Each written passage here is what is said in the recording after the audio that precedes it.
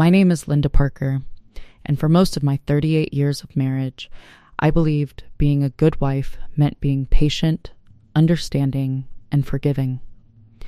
I grew up believing that marriage was a promise you protected, even during difficult seasons.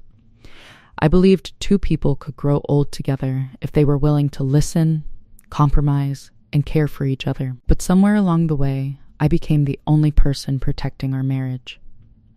My husband, Richard, was a successful businessman in Ohio. He was respected in our community, known as someone who worked hard and provided for his family, and I will never deny that he worked hard. He built a comfortable life for us. But over the years, I started noticing something. Richard was always available for everyone else except me. He had time for business meetings, golf with friends, phone calls that lasted hours, and dinners with his colleagues. But when I wanted to talk about my feelings, he always seemed too tired, too busy, or simply uninterested. At first, I made excuses for him. He's under pressure. He has a lot on his shoulders. He'll be different when things calm down. But things never really calmed down. They just changed. After our children moved away and started families of their own, I thought this would be the chapter where Richard and I finally focused on each other. We had spent decades raising children, paying bills, and building a home. I imagined quiet mornings together, weekend trips, and conversations about our dreams. Instead, I felt like I was living with a roommate who happened to wear my husband's wedding ring. One evening, I prepared a nice dinner because I wanted to celebrate our anniversary. I cooked Richard's favorite meal, set the table, and even opened a bottle of wine we had been saving. When he came home, he walked into the kitchen, looked at the table, and said, "Linda, you didn't have to do all this. Those words may sound harmless, but after years of feeling unseen, they hurt. Because what I heard was, you are still trying too hard. You are still the only one putting in effort." I smiled and said, "I just wanted us to have a nice evening." He looked at his phone and replied, "Can we do this another night? I have a lot going on." That night, I sat across from him at the dinner table while he answered emails between bites of food. I remember looking at the man I had spent nearly 4 decades loving and wondering when we stopped being partners. When did I become someone asking for attention instead of someone receiving love? The hardest part was that Richard did not think anything was wrong. Whenever I tried to explain how lonely I felt, he would say things like, "Linda, you're overthinking," or "You know I love you. What more do you want?" For a long time, I didn't know how to answer that question. Because I wasn't asking for expensive gifts. I wasn't asking for a perfect husband. I was asking to feel valued. Then came the moment that changed everything. It happened during a family gathering at our daughter's house. Everyone was sitting around the table after dinner, laughing and sharing stories. I was helping clean dishes when I overheard Richard talking to our son-in-law in the living room. I wasn't trying to listen, but I heard my name. Richard said, "Linda has always been emotional. She worries too much. She doesn't really understand how stressful my life is." I froze. Not because he complained about me, but because after 38 years, he was still describing me as a problem instead of his partner. I stood there quietly, holding a plate in my hands. Nobody knew I heard him. And I didn't say anything. That was the old Linda, the woman who swallowed her pain to keep everyone comfortable. But something inside me shifted that night. I realized I had spent years protecting Richard's image while slowly losing my own voice. On the drive home, Richard talked about the family gathering like everything was normal. He laughed about a joke our grandson made. He talked about work. He talked about his plans for the following week. And I sat beside him silently. But for the first time in years, my silence wasn't because I was afraid. It was because I was thinking. When we arrived home, I went into our bedroom, opened my closet, and looked at my life. Not my clothes, not my jewelry, my life. I saw a woman who had spent decades caring for others, a woman who had supported her husband through career changes, family struggles, and difficult times, a woman who had forgotten that she deserved care too. That night, I made a decision. I was not going to scream. I was not going to threaten divorce. I was not going to punish Richard. I was simply going to stop accepting a marriage where my feelings did not matter. The next morning, Richard noticed something different.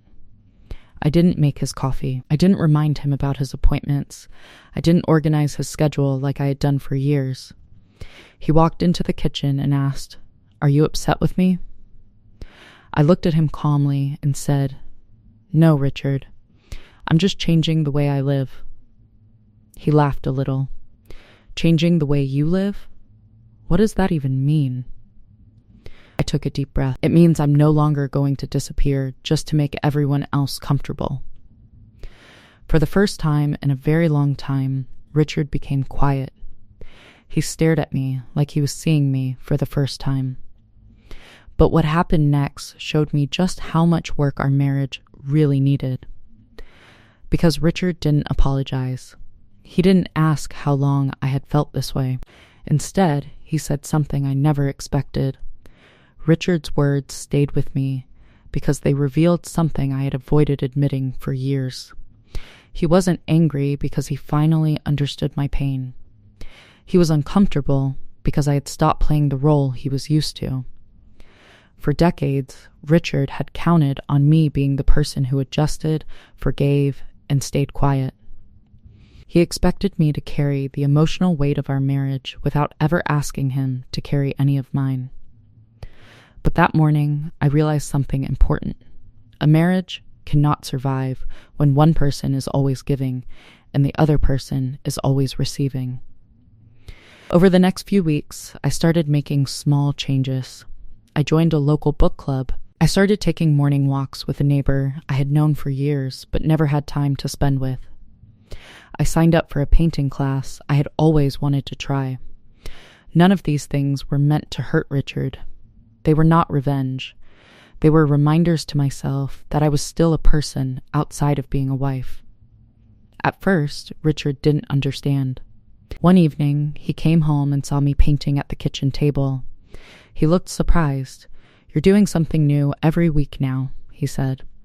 I smiled and replied, "Yes, I realized I spent a lot of years waiting for the right time to start living." He sat down across from me. "Linda, are you trying to prove something?" I looked at him and said, "No, I'm trying to remember who I am." That sentence made him quiet. For the first time, he wasn't defending himself. He was listening. A few days later, Richard asked if we could talk. Normally, those words would have made me nervous.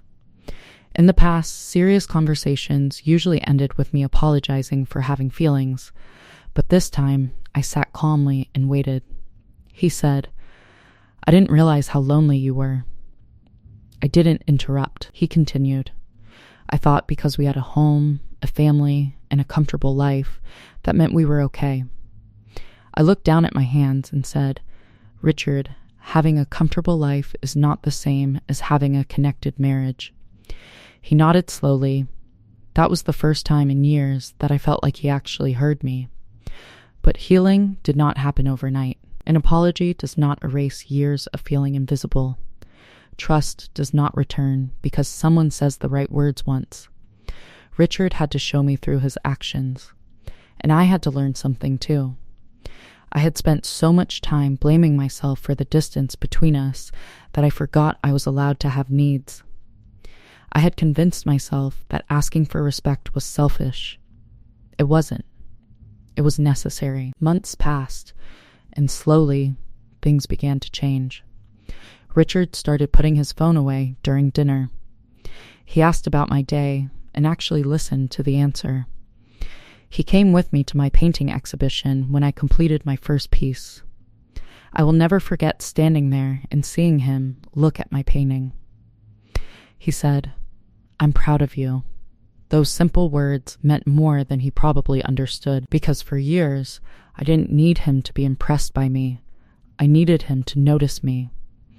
But the biggest change was not in Richard. It was in me. I stopped measuring my worth by how much I could do for other people. I stopped believing that keeping peace meant staying silent. I learned that sometimes silence is not surrender.